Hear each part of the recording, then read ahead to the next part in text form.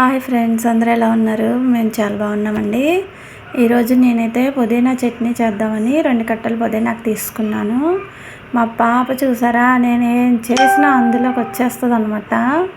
ముందు ఆవిడని షూట్ చేయాలి నేను. ఇంకా హాలిడేస్ స్టార్ట్ అయిపోయినాయి కదండి, నా బుర్ర తినేస్తుంది అనమాట రోజంతా.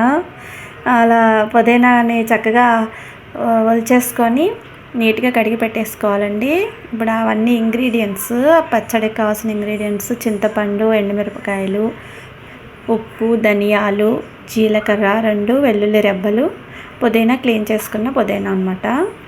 ఫస్ట్ అయితే బాండి వేడెక్కిన తర్వాత ఆ గరిటెతో నేను గరిటెన్నర ఆయిల్ అయితే తీసుకున్నానండి.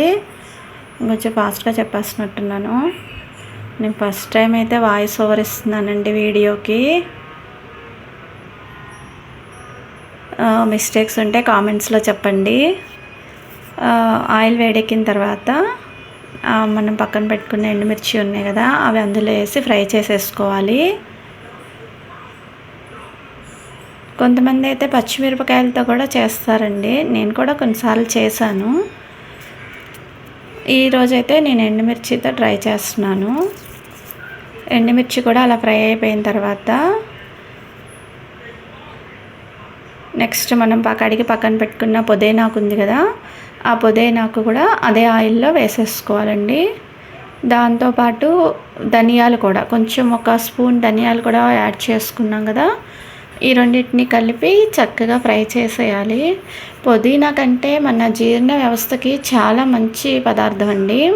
అప్పుడప్పుడు అది తింటూ ఉండాలి. మన స్టమక్ కూడా చాలా బాగా పనిచేస్తుంది, మెరుగవుతుంది. మన జీర్ణక్రియ అనేది చాలా మంచిదండి. చిన్నపిల్లలకు కూడా ఇది పెడితే చాలా మంచిది, వాళ్ళు తినాలే. కానీ తర్వాత ధనియాలు కూడా నేను యాడ్ చేశాను కదా,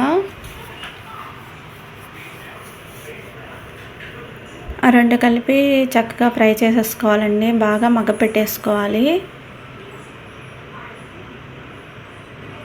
బాగా మగ్గిన తర్వాత స్టవ్ ఆఫ్ చేసుకొని కొంచెం దాన్ని చల్లార్చనివ్వాలండి. చల్లార్చనిచ్చుకొని ఇంకా మనము ఫ్రై చేసుకున్న ఎండుమిరపకాయలు, ఈ పుదీనా, మిగతా మనం పక్కన పెట్టుకున్న ఇంగ్రీడియంట్స్, చింతపండు, సరిపోయినంత ఉప్పు, జీలకర్ర, వెల్లుల్లి రెబ్బలు ఇవన్నీ వేసుకొని మిక్సీ జార్లో మిక్సీ పట్టేసుకోవాలి.